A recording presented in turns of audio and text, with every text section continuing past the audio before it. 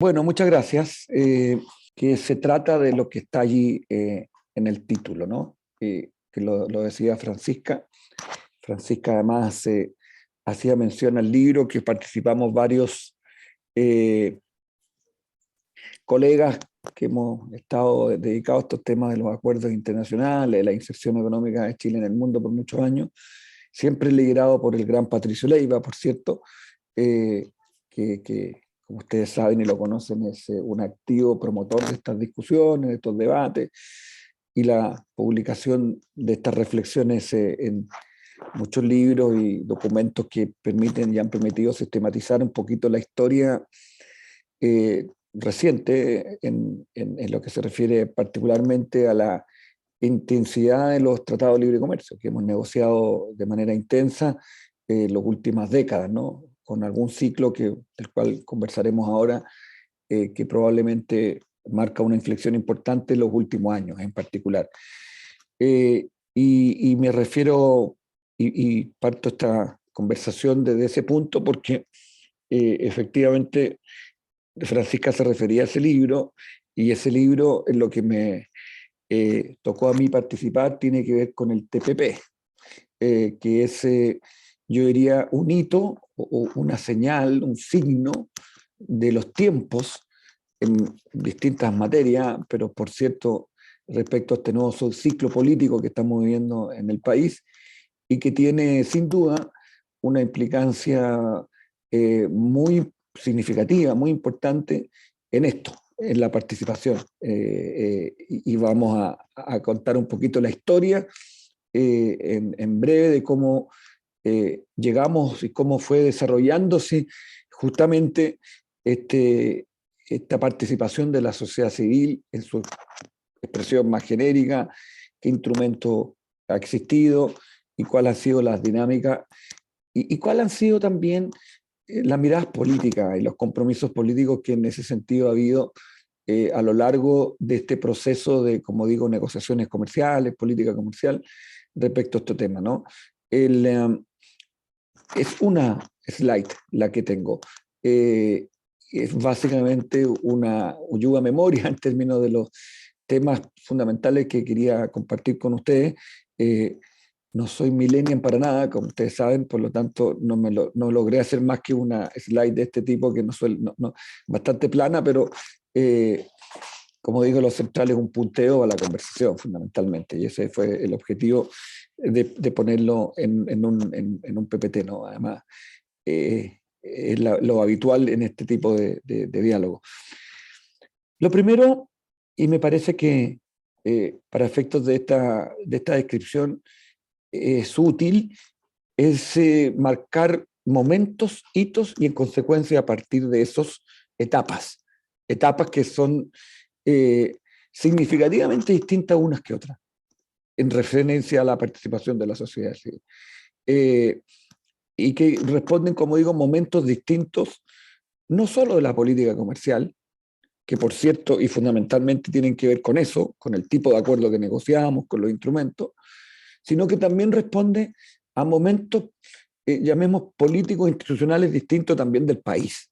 Eso es bien importante. Muchas veces yo tengo este debate permanente con mis hijas jóvenes, eh, en que trato siempre es difícil, ¿eh? Porque es difícil eso con los jóvenes hoy día, pero trato siempre de decir, mira, tal situación, trata de mirarlo con los instrumentos, con los ojos, con el contexto del año 90 o el año 2000.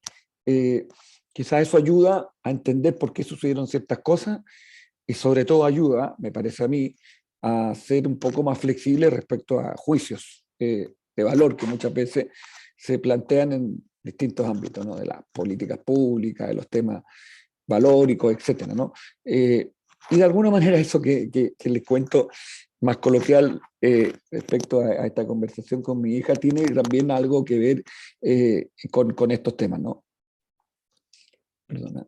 Eh, Pasa lo que también a veces sucede que tengo eh, el WhatsApp abierto, que no lo iba a empezar a sonar antes se lo voy a sacar.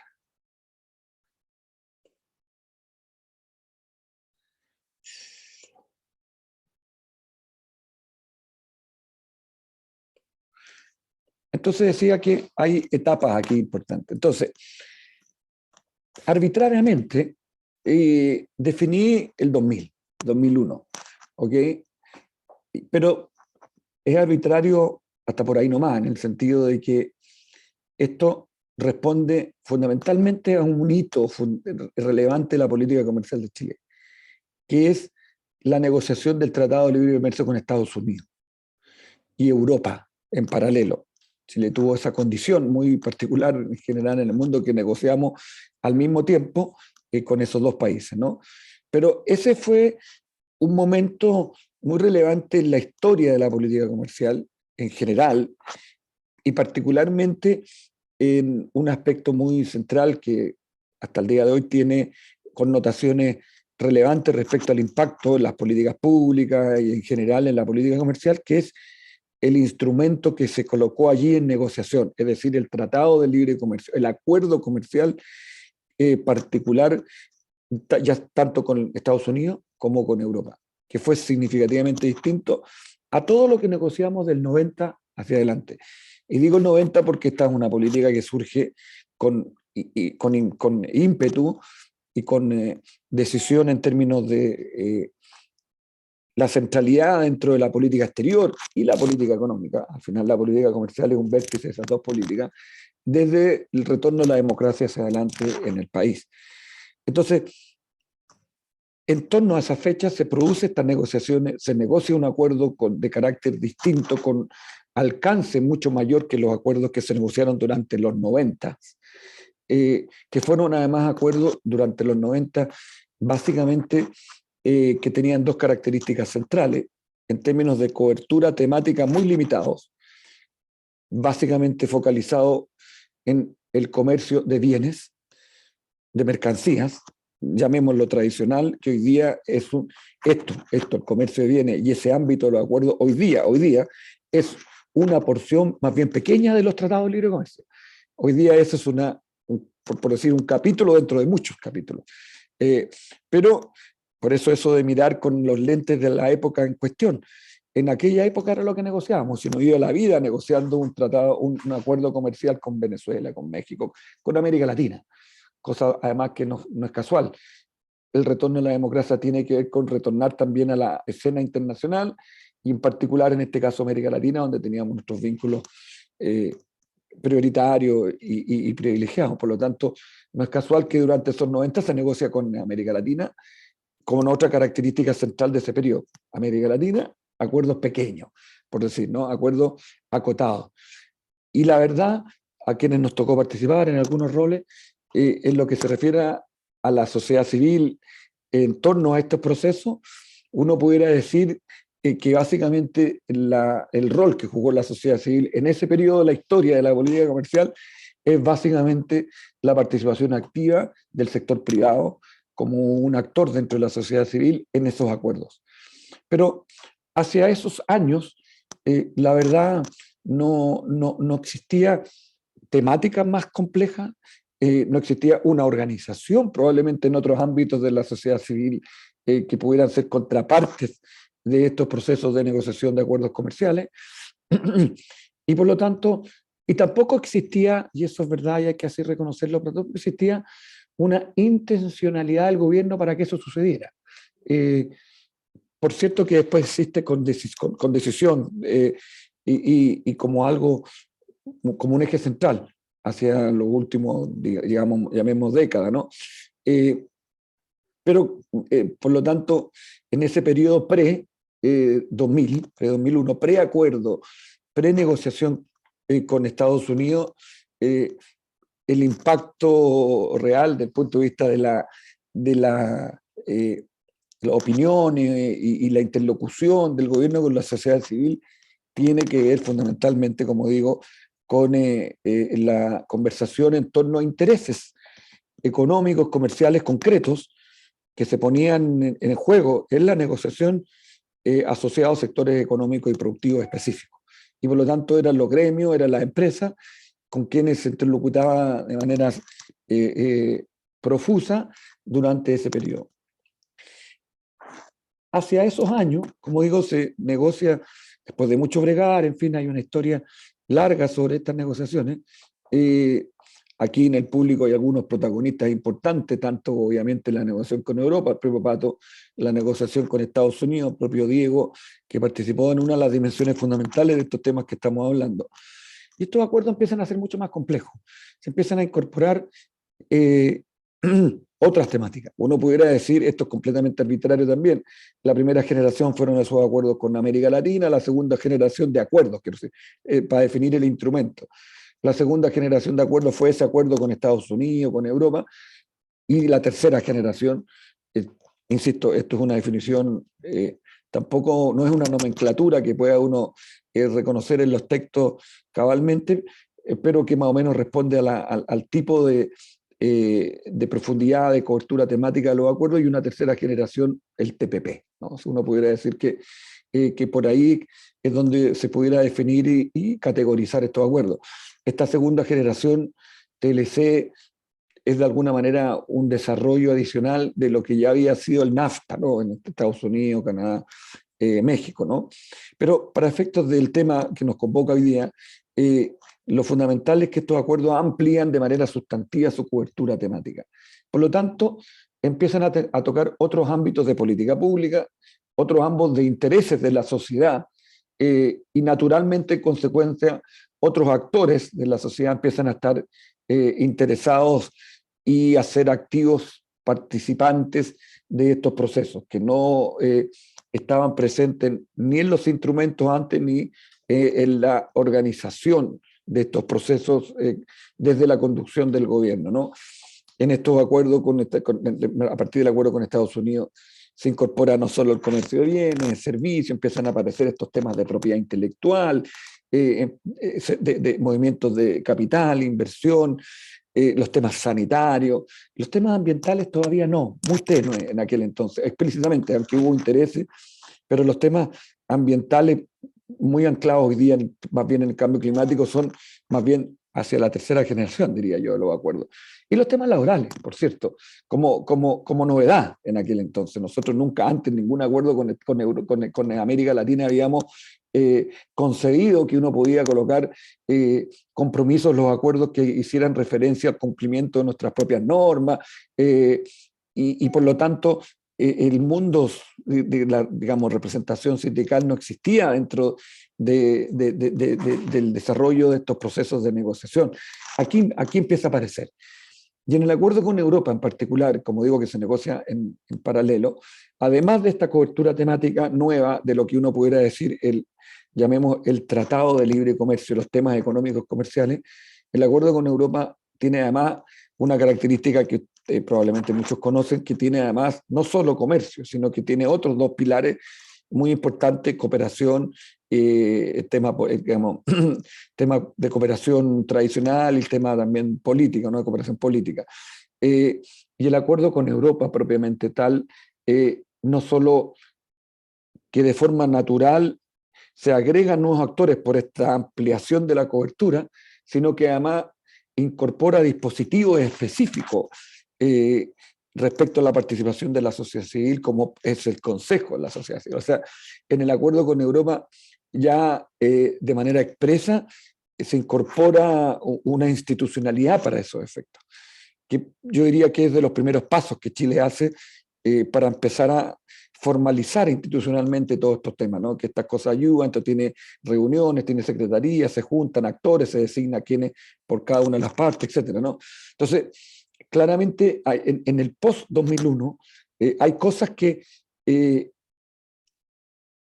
hay muchas fuerzas externas también que empiezan a provocar este cambio desde el punto de vista de la sistematización más permanente y más institucionalizada de la sociedad civil en estos procesos, en la política comercial. Por cierto, estos acuerdos que yo digo, ya más hacia adelante, pero empezamos en esta reflexión de la OECD, cosa que también nos significa modernización en distintos ámbitos de las políticas públicas, y por lo tanto, estas fuerzas externas empiezan necesariamente a cambiar el tenor de la participación de la sociedad civil en estos acuerdos, ¿no?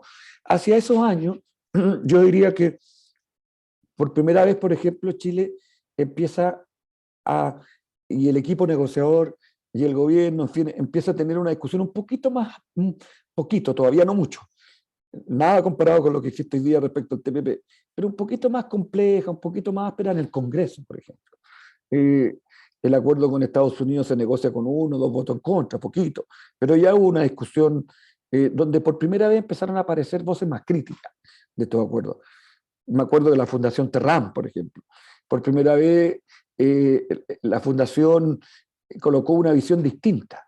El periodo pre-2000, el periodo de los 90, fue un periodo de consenso, básicamente, de política comercial, de consenso casi total, donde hubo acuerdos que se aprobaron incluso por consenso, cosa inédita. Imagínate a alguien hoy día diga un acuerdo comercial que se aprueba sin voto en contra, ese país está loco hoy día, en el mundo de hoy día.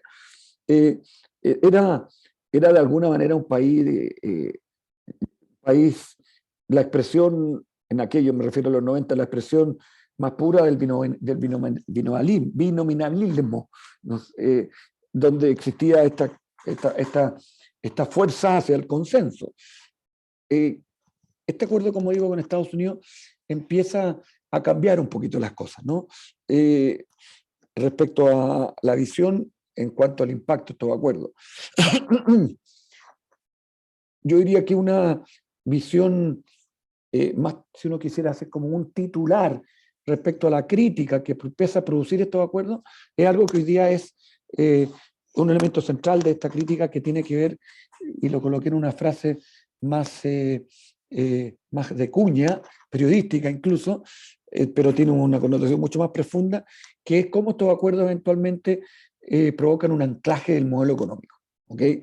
Cómo a partir de la firma de estos acuerdos yo quedo amarrado respecto a el modelo particular que hoy día obviamente ha pasado muchísima agua bajo el puente, entonces hoy día estamos en otra. De hecho, está cambiando de manera sustantiva justamente este modelo político, económico, institucional. Además, yo tengo una opinión respecto a que estos acuerdos no necesariamente han provocado este anclaje, sino que tiene que ver con decisiones o no decisiones políticas internas. Pero bueno, es para otra discusión, a propósito incluso del debate del propio TPP. Si no se han hecho ciertas cosas no es porque los acuerdos no lo hayan permitido, ese es mi punto, ¿no? Sino que porque no se hicieron, entre otras cosas, porque no hubo ni la voluntad y en algún momento la fuerza política para hacer los cambios que hoy día se están implementando, o empezando a implementar, si es que, bueno, veremos qué pasa el 4 de septiembre. El punto es que en torno a estas fechas empiezan a surgir estas primeras voces y empiezan a surgir estas primeras miradas, ¿no? Y por cierto, en consecuencia empieza a ser mucho más relevante la opinión y la participación de la sociedad civil en estos acuerdos. Por cierto que el propio acuerdo con Estados Unidos, por ejemplo, establece disposiciones súper concretas respecto a los temas laborales. Y por lo tanto, por primera vez, las organizaciones sindicales participan de esta negociación, son parte de estos procesos, acompañan el proceso. El acuerdo con Estados Unidos se construye en lo que se refiere a estos temas, obviamente conducido siempre por los gobiernos, pero de manera activa respecto a lo que fue la reflexión, la participación, la interlocución de los representantes de los trabajadores en Chile en un diálogo muy intenso con los representantes de los trabajadores en Estados Unidos. Y por lo tanto, por primera vez, el gobierno empieza a tener una interlocución más permanente, más institucionalizada dentro de lo que cabe, en el sentido que son temas que están en los propios acuerdos con la sociedad civil. Ahora, también es verdad que probablemente todavía fue desde una perspectiva reactiva del gobierno, en el sentido de que al negociar este tipo de acuerdos, de manera natural se involucran otros actores porque se tocan otros intereses y otras perspectivas, y consecuencia el mundo de la ONG ambientalista o el mundo laboral de manera natural participa, opina y es un actor importante, y el gobierno los acoge. Y en ese sentido también hago este punto respecto a lo reactivo. ¿Y por qué? Porque creo que eso cambia de manera importante después, en el sentido de que desde lo reactivo se pasa a lo proactivo, claramente, yendo en un salto hacia el presente en los siguientes años, ¿no? Entonces creo que también ahí hay una,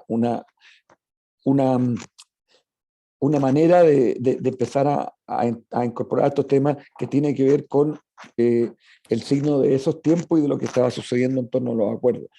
Otro elemento que me pareció bien importante, que recoge un poco también la experiencia de estas negociaciones, es el último punto ahí del post-2001, ¿no? Y que creo que bien fue interesante y le sirvió mucho también. Y hasta el día de hoy es una perspectiva positiva y que tiene que ver con el contrapunto que muchas veces uno puede recoger desde la sociedad civil para efectos de conformar negociaciones más equilibradas y más balanceadas. Y que por lo tanto uno como conductor de esos procesos puede utilizar para efectos de, como digo, establecer negociaciones que sean más acordes a los intereses, en este caso, de Chile. Me explico, en lo concreto. Obviamente cuando estos acuerdos se amplían en su cobertura y ya el comercio de bienes es una patita de muchas, hay otros intereses, sobre todo, esto fue muy claro cuando Chile empezó a negociar con países desarrollados, Estados Unidos, Europa, ¿no? En el sentido de que aquellos países desarrollados colocaban de frente sus intereses económicos, que no necesariamente eran que Chile abriera el mercado para sus productos X y bajara sus aranceles, sino que eran más bien otros intangibles que tenían valor desde el punto de vista regulatorio y económico fundamental, como por ejemplo la protección a la propiedad intelectual en materia de la industria farmacéutica o derechos de autor en el ámbito, la propiedad industrial me refiero en materia farmacéutica, o derechos de autor en el ámbito, llamemos, de la nueva economía, la economía digital, o la economía de Hollywood o de Internet, en fin, de lo que estos fueron sus primeros pasos, y esto es definitivo un elemento central en las negociaciones. De hecho, hoy día, pie de página, hoy día hay un acuerdo que se llama Acuerdo de Economía Digital, que es el primer acuerdo que solo trata temas digitales, ¿no? Que Nueva Zelanda, Singapur y Chile, que es un gran acuerdo, lo más interesante. Bueno, estos fueron los primeros pasos, pero lo que quiero decir, cuando uno, como país en desarrollo, negocia estos acuerdos frente al tema de propiedad intelectual, por ejemplo, claro, si hubiera sido por Chile, el primer día que me junto con Estados Unidos y me dice cuál es el índice de tu acuerdo, yo le hago un índice y no coloco propiedad intelectual. No quiero negociar, porque yo no es un tema en que yo tenga una industria ofensiva y más bien tengo que combinar un adecuado equilibrio entre, digamos, el incentivo a la innovación, en consecuencia la inversión, que significa la protección de la propiedad industrial, versus otro bien público fundamental que es la salud pública, ¿no? Y el acceso a precios razonables de medicamentos, etc. Ese es el trade-off que un negociador en materia de propiedad intelectual en un país en desarrollo requiere hacer cuando negocia, ¿no? Entonces, claro, pero como negocia con el país desarrollado de vuelta cuando tú le entregas ese índice y te dice, está muy bien, pero si a mí no me coloca propiedad intelectual, a mí no me interesa su mercado. Por lo tanto, yo tengo que colocar mis intereses.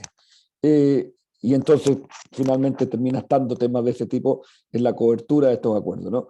Y en ese punto, el negociador del país en desarrollo, le hace Chile, tiene que hacer un balance razonable de acuerdo a estos dos elementos que yo indico, y claramente va a sentir la presión permanente del país desarrollado que quiere más protección a sus, en fin, en materia de propiedad intelectual en general. Digo medicamentos porque es como lo más emblemático, ¿no? Pero también esto se aplica a otro tipo de sectores.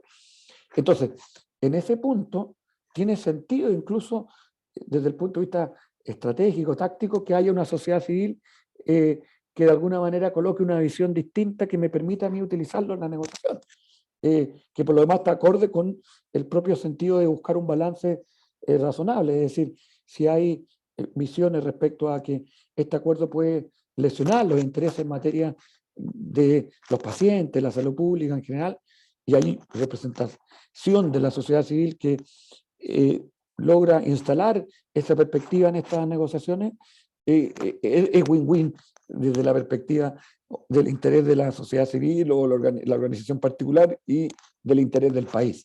¿Ok? Por lo tanto, es a eso cuando yo digo que efectivamente estos contrapuntos que muchas veces desde la sociedad civil se plantean en estas negociaciones son también interesantes para efectos de desarrollar estas negociaciones de forma más balanceada. Bueno, y todo eso obviamente empieza a desarrollarse institucionalmente, a introducirse tímidamente dentro de las funcionalidades, en este caso en su momento la DIRECON, luego hoy día es la SUBREI, me refiero al organismo encargado de la negociación, menos en otros ministerios. Digo, también menciono esto porque estas negociaciones no solo involucran a un ministerio, sino que involucran a varios, etcétera. Pero claramente esto cambia de manera definitiva cuando Chile se incorpora a la negociación del TPP, que es una negociación que tiene una historia larga. Para hacerla súper breve, comienza un acuerdo en que Chile se incorporó hace ya muchos años y que fue el primer esfuerzo transpacífico con Singapur, Nueva Zelanda, Brunei, en fin, el famoso P4. Estados Unidos estaba buscando algún grado de presencia en este ámbito estoy hablando hacia el primer gobierno de la presidenta Bachelet, para situarlo en una fecha, es como en términos temporales a mí me sale más fácil primero Bachelet 1, Piñera 1, en fin. Poco para contar esta historia. Y en cuento corto, las últimas semanas del primer gobierno de Bachelet se decide ampliar este acuerdo original, y básicamente se decide un acuerdo donde va a estar Estados Unidos, la última semana. Y cuento esto porque, por lo que digo, voy a decir al final. Y por lo tanto, la negociación inicial transcurre fundamentalmente en ¿cómo se llama? Piñera 1. Esta es la negociación en su primera etapa, ¿no? Estamos hablando 2010, ¿cierto? Por ahí, 2010 al 2014. ¿O no? No, antes parece. Bueno, ahí sitúelo en la fecha. Entonces, se produce esa primera negociación allí, ¿no? Obviamente que este acuerdo inicial cambia, se incorpora a Estados Unidos y se incorporan nuevos temas que incluso no estaban en este acuerdo con Estados Unidos, ¿no? Y aquí entra lo digital de manera decisiva, cambio climático, etcétera. Y lo que sucede en Chile durante esa primera parte de la negociación es que, claro, como es natural, estas negociaciones tienen cláusulas de reserva, pero fueron mal manejadas en el proceso en Chile y llevaron a una cierta opacidad de esta negociación en sus primeras etapas, ¿no? Por lo tanto, claramente yo creo que ahí comillas, se contamina mucho esta negociación y hay una crítica importante en términos de transparencia, de participación, efectivamente. Y de hecho, muchas críticas que hasta el día de hoy persisten respecto al TPP, tienen que ver muchas de ellas con muchísimos elementos que ya no están en el TPP, que no son parte de lo que se firmó al final, pero que sí estuvieron en esas primeras etapas de negociación y quedó percepciones asociadas a esa primera etapa que hubo, como digo, una opacidad muy relevante en este proceso de negociación. Sobre el TPP podemos hablar otro día, pero cosas que, como digo, se critican que no existen. Es bien llamativo eso. Claro, como mucha crítica hoy día es en 140 caracteres, o bueno, ahora más, Twitter tiene más, pero son críticas, muchos de esos, a veces también es más fácil, en fin, hacer eso que entrar al detalle analítico y más sustantivo, ¿no? Pero desde el punto de vista de estos temas, yo creo que ese es un momento bien relevante porque, sinceramente, a partir de allí queda completamente establecido que si uno no incorpora los temas de transparencia, participación como algo definitivo, con una decisión política que implique incorporarlo de forma permanente en la funcionalidad del órgano negociador, en este caso en su momento la DIRECON, hoy día SUBREI, estos procesos se van a desordenar definitivamente y no va a ser posible terminar aprobándolo en el Congreso. Por lo tanto, yo diría que este es un momento, otro momento realmente fundamental para efectos de la participación de la sociedad. ¿Sí? Porque cuando se llega hacia el final de la negociación, que eso ya se concreta en Bachelet 2. ¿Y por qué hago esta historia rápida? Porque este es un acuerdo que fue transversal. Lo inició Bachelet 1, lo negoció inicialmente Piñera 1, lo terminó negociando Bachelet 2, tanto así que se termina firmando el 8 de marzo, a día de salir del gobierno del 8 de marzo del 2018, del 2000, perdón, bien digo, 18, Bachelet. Entonces, termino, Francisca, pronto, termino. Entonces, efectivamente ahí se consolida, toda esta historia anterior se consolida en una funcionalidad permanente y se le da la relevancia, como digo, institucional definitiva a la sociedad civil conceptualmente en estos procesos. Y se crea algo que existía en los procesos de negociación, pero hoy día se institucionaliza, a partir de ahí se institucionaliza directamente, como digo, en el órgano encargado de la negociación, que es el cuarto adjunto, donde se establece un músculo profesional, se establece una metodología, se establece procesos de transparencia. De hecho, en aquel entonces se empieza a mostrar incluso los textos, cosa que era impensado previamente. Se empiezan a recibir sistemáticamente la opinión de la sociedad civil. O sea, la sociedad civil tiene, llamemos, así como existe el departamento encargado de los temas de inversiones, de sanitario, de compras públicas, existe un departamento y hay una ventanilla y hay una metodología y una institucionalidad permanente y es parte de la negociación, es parte de los acuerdos. Y termina, como digo, siendo fundamentalmente un elemento adicional de los muchos que tienen que ser parte de estos procesos de negociación de acuerdos comerciales, no solo bilaterales, sino que a esta altura también en el ámbito multilateral, la OMC, en fin, todos los temas económicos, comerciales internacionales. Obviamente que esto también responde y va en paralelo, por eso decía que esto no es en abstracto, sino que hay que analizarlo en el contexto político que vive el país, y esto responde también al nuevo ciclo político de Chile. Estamos hablando ya del fin del binominal acá, y por lo tanto con fuerzas políticas nuevas que irrumpen en el Congreso, visiones diferentes respecto a estos acuerdos, y protagonismo definitivo en visiones críticas respecto a estos acuerdos, y por cierto también en el ámbito de la sociedad civil. Y hoy día, como digo, enfrentamos un escenario completamente distinto a lo que fue esas etapas anteriores. Por último, un par de consideraciones respecto a algo que provocó mucho reponer esta conversación, y probablemente en su momento con Patricio, cuando Patricio me planteó esta conversación, estaba muy motivado respecto a tener algún tipo de consideración y visión de una decisión del gobierno hoy día, del presidente Boric, que tiene todo que ver con estos temas en cuanto a la participación de la sociedad civil, ya no en un acuerdo particular, sino que en la política comercial, a propósito del lanzamiento de la consulta pública que ha planteado el gobierno, de estos temas que tuvo cierto ruido, ¿no? Si probablemente los que están aquí estos temas les interesa y siguieron el debate. Si uno le conversa a cualquier otra persona, no le da ni bola, porque no puede estar más lejos de las prioridades hoy día políticas del país. Pero bueno, claramente ahí hay un capítulo más de este tema en ese sentido. Yo quería dar tres cosas. Primero, es la continuación de lo que ha venido haciendo el gobierno. O sea, a mí me parece que no hay ahí una sorpresa, más allá de que efectivamente no es de un acuerdo, es de la política comercial. Yo entiendo que tiene que ver con la impronta del nuevo gobierno. Probablemente yo quizás hubiera partido con una evaluación de lo que hemos hecho antes que la cosa, pero bueno, son decisiones en el contexto de quien conduce esto que me parece razonable. Insisto, no me parece que sea algo que de por sí vaya a salir de cosas que ya veníamos haciendo en gobiernos anteriores.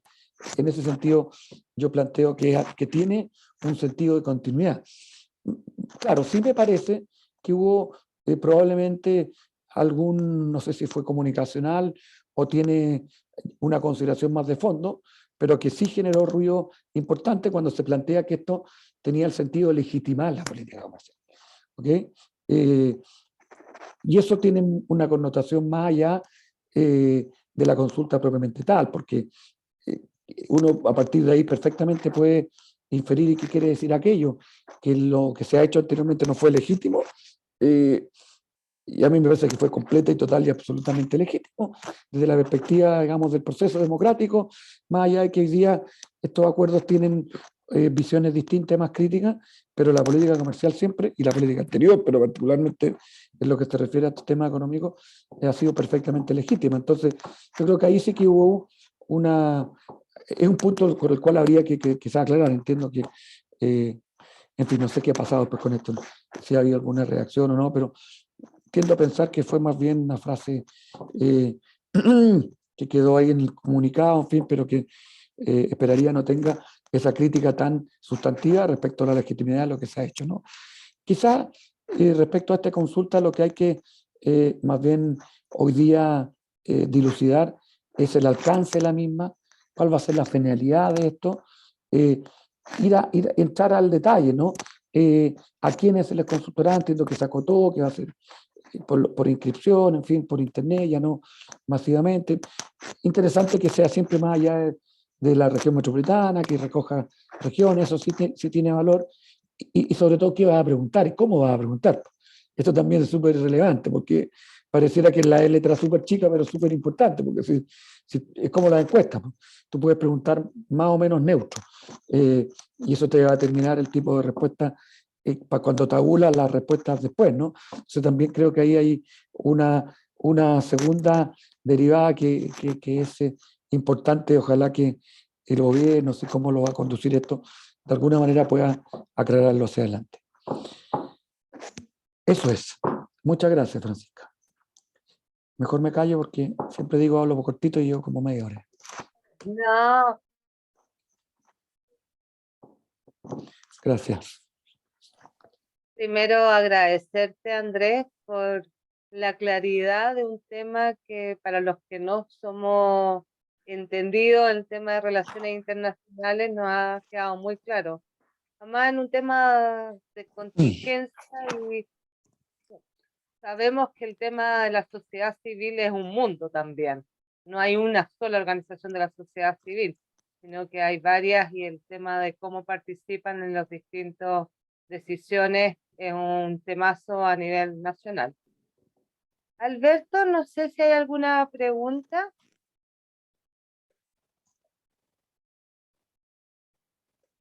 Acá dice Sí, María. sí, Francisca, perdón, tenía mi micrófono apagado. María Huinchaqueo, perdón, está planteando la siguiente pregunta. ¿Cuál es su mirada de los tratados comerciales y las afectaciones a los derechos a los pueblos indígenas? Ah, es muy específica. Da las gracias por la charla. Y bueno, y no sé si en el chat voy a revisar, hay saludos nomás, no han llegado preguntas. La misma persona pregunta o sea, releva la importancia del tema tratado hoy día respecto de que algunos tratados internacionales pudieran haber generado algún tema con los pueblos originarios. Ahí hay un tema del cual, no sé, Andrés, si podrías comentar. Sí, claro. A ver, yo creo que estos acuerdos en general, lo primero es que no, estos acuerdos comerciales en particular, no establecen consideraciones explícitas respecto al tema, llamemos, de la agenda de pueblos originarios en general. Eh, Hay temas alrededor de aquello que tienen algún grado de implicancia, como por ejemplo el tema de la semilla, que alguna vez se planteó con crítica en cuanto a la protección de la misma, cosa que en el caso del, por ejemplo, ese ahí hay un ejemplo, el TPP recoge exactamente lo que ya se negoció en acuerdos anteriores, por lo tanto no hay ninguna novedad, y un acuerdo respecto a eso es algo que ya existe, está vigente hace muchos años en Chile, por ejemplo, así como otras materias, pero ahí hay un ejemplo de estos muchos mitos que hoy día se plantean respecto al TPP. Tampoco pone cortapisa, y ese es el punto fundamental, tampoco ponen cortapisa respecto avanzar la protección, ya sea en el derecho internacional por la vía de convenios internacionales en ese ámbito, o las políticas públicas que los países determinen en ese ámbito. De hecho, hoy día el estándar en este tema va a cambiar sustantivamente si es que el 4 de septiembre se aprueba la nueva Constitución, y nada de eso va a colisionar con ningún acuerdo comercial. Por lo tanto, de la perspectiva normativa, estos acuerdos no generan, llamemos, ningún costo adicional respecto al objetivo político interno que uno se pueda plantear en esa agenda, ¿no? Otra cosa es las implicancias de estos acuerdos respecto a sectores económicos, que también hay consideraciones sobre eso, ¿no? Y lo que pueda significar esto respecto a consolidar el modelo extractivo, en fin, que ya son consideraciones teóricas o conceptuales, ¿te fijas? Porque algunos dicen, digamos, para colocar todo esto sobre la mesa, dicen, no, es que estos acuerdos consolidan esto y vamos a seguir exportando materias primas, por decirlo, ¿no? Porque estos acuerdos, con las ventajas que se generan, provocan un incentivo económico para que esto suceda, ¿no? Y eso podría afectar eventualmente, a propósito de la pregunta, a los pueblos originarios, ¿no? Pero bueno, eso es algo que en todo caso habrá que demostrarlo, en todo caso habrá que evaluarlo.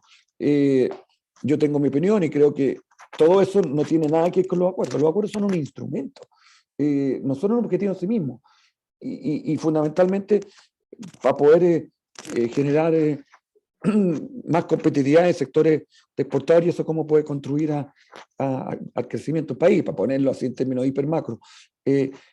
Pero respecto a todos estos otros ámbitos, la responsabilidad no tiene nada que ver con los acuerdos, la responsabilidad es lo que hagan los gobiernos o no hagan. Y esto también de alguna manera se aplica a este tema de los pueblos originarios. A propósito de la pregunta. Esta respuesta yo creo que uno la puede hacer para muchos otros temas también. Juan Martínez dice, ¿es exigible bilateralidad en los acuerdos comerciales? Vale decir, ¿es posible establecer que los aranceles estén amarrados al nivel de tráfico de las mercancías? Esto a fin de resguardar que un país se transforme solo en un importador de otro o del otro. Esa es la pregunta de Juan Martínez. Dejamos abierto la posibilidad de que alguien pida la palabra, por si acaso. Adelante, Andrés. A ver, sobre ese tema, interesante esa pregunta, porque si la entiendo, hay una cierta apreciación detrás de la misma, en el sentido de que uno pudiera establecer a partir de esa pregunta que los países exporten más e importen menos. Algo por ahí, ¿no? Sobre eso, algunas cosas. Lo primero, toda esta historia la conté así media hora, pero son 30 años, ¿no? O más. Y por lo tanto, el primer dato, que cualquier análisis que haga hoy día uno, lo tiene que hacer en base a una economía que es completamente abierta. Probablemente Chile es de las economías más abiertas del mundo, como consecuencia de su, digamos, sumatoria de acuerdos comerciales. El arancel promedio efectivo de Chile hoy día es 0,8%. O sea, prácticamente en Chile no se cobran aranceles a los bienes importados, en promedio, como consecuencia, como digo, de todos los acuerdos. Eso es bien relevante porque, y eso ya hace mucho tiempo, este es el dato hoy día, pero eso quiere decir que el acuerdo adicional, si no supongo que va a ser un acuerdo con quién me falta, con Rusia, por ejemplo, el acuerdo adicional y el impacto que pueda tener en sectores productivos en Chile es completamente marginal hoy día, porque no significa mayor competencia un acuerdo adicional, dado que ya es una economía abierta. ¿Me explico? No es lo mismo negociar el primer acuerdo cuando teníamos una protección en promedio de 15% de los aranceles o más, que tener un acuerdo adicional hoy día que tengo un arancel prácticamente existente. Por lo tanto, el efecto de sustitución de importaciones, este típico ejercicio que han visto economía internacional, de la desviación, de la sustitución, es marginal, porque la apertura adicional también es marginal. Eso es lo primero. Y lo segundo es que, claro, yo sinceramente creo que uno per se debería tratar de tener una balanza comercial positiva, porque es una contribución importante a las cuentas macro, porque si tengo una balanza comercial positiva voy a tener una contribución importante a la balanza pago y eso me va a permitir tener, como digo, un aporte desde el punto de vista de lo macro, per se. Pero no quiere decir, perdón, no quiere decir eso que significativamente yo debiera hacer eso tratando de exportar más, importar menos, o sea, sino que tratar de generar un balance que tenga esas características, pero lo que es indudable es que a esta altura del partido en el mundo, tú no vas a poder exportar más si no importas más. O sea, hoy día tal como está concebido, o más bien desarrollado el comercio en el mundo, interconectado el comercio en el mundo, con estas cadenas de valor que ya son más cortas, o tienden a ser más cortas a propósito de la pandemia, la seguridad de suministro, pero que todavía de alguna manera operamos en una especie de fábrica global, regional, en fin, lo que sea, pero que va más allá de nuestra frontera. El hecho concreto es que a mí me parece que solo es posible conseguir vender más si es que compro, para lo cual voy a necesitar comprar más también, exportar y por lo tanto voy a necesitar importar.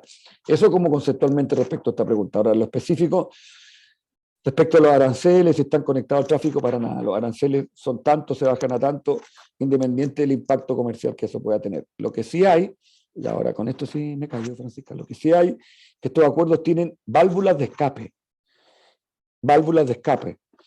que se llaman cláusulas de salvaguardia, derecho antidumping, lo que sea, pero válvulas de escape, que básicamente si los países cuando firman estos acuerdos, se firma usualmente un capítulo que indica que si en el futuro yo bajo los aranceles y me inundo de productos de mi socio que le está provocando un daño a mi producción nacional y yo logro demostrar que ese daño es por esas importaciones que vienen producto de que he bajado los aranceles y por lo tanto han crecido, si eso lo logro demostrar, yo puedo volver a reponer los aranceles por un tiempo. Puedo aplicar una cláusula de salvaguardia que se llama. ¿Okay? Sí existen esas cláusulas, que es como una respuesta también aproximada a la pregunta que hace Juan.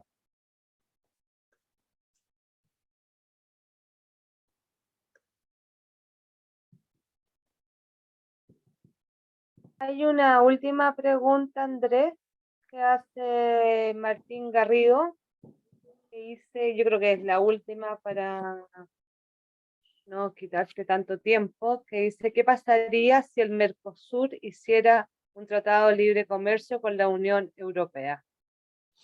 Uy, sería extraordinario. Me parece a mí. Sería una muy buena noticia para Mercosur, creo yo.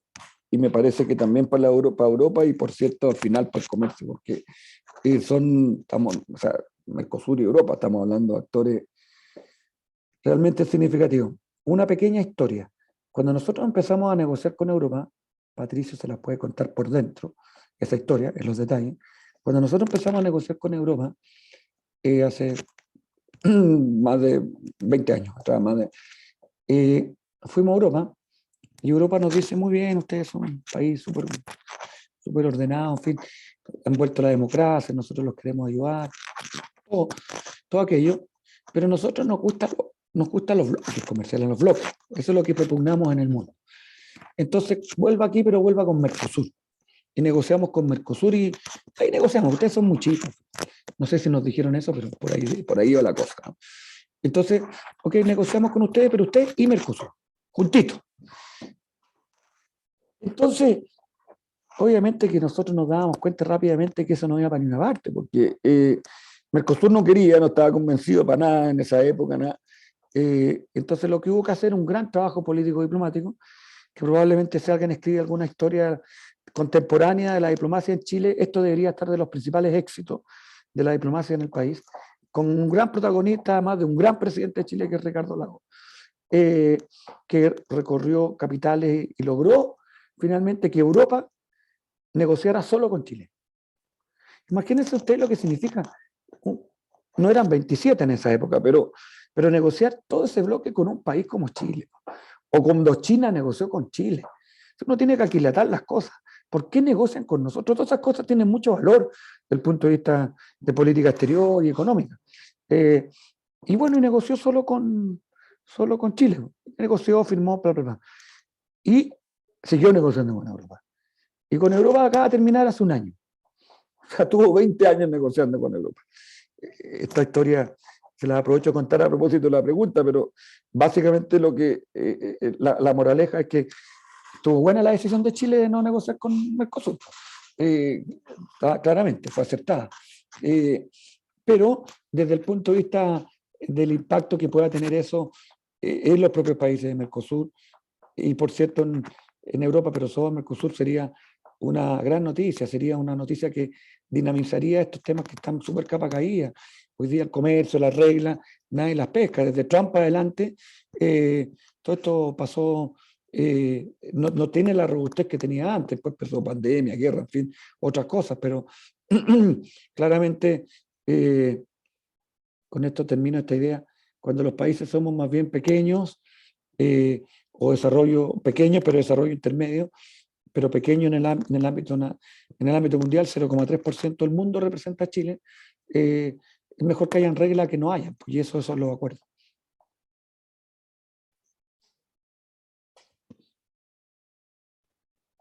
En primer lugar, creo representar a Patricio y felicitarte por la brillante y excelente exposición y agradecerte también. A veces se dicen que las universidades cuesta colaborar, pero en este momento, como tu cargo de decano de Administración y Finanzas de la SEC, demostramos que somos instituciones amigas y podemos hacer actividades en conjunto. Súper. Agradecer a todos los participantes y contarles que, como siempre, esta conferencia va a estar en nuestro canal YouTube y el próximo año, a principios o a finales de este año y a principios del próximo año, vamos a publicar el libro de las conferencias ILRI de este año. Y por último, quiero saludar a Patricio, que espero que parece que nos estaba escuchando, que esté bien y que cuando esté mejor vamos a poder juntarnos nuevamente con él para seguir conversando sobre los temas de relaciones internacionales. Súper. Eso, Gracias, Francisca, por la gracias. invitación. Chao, chao.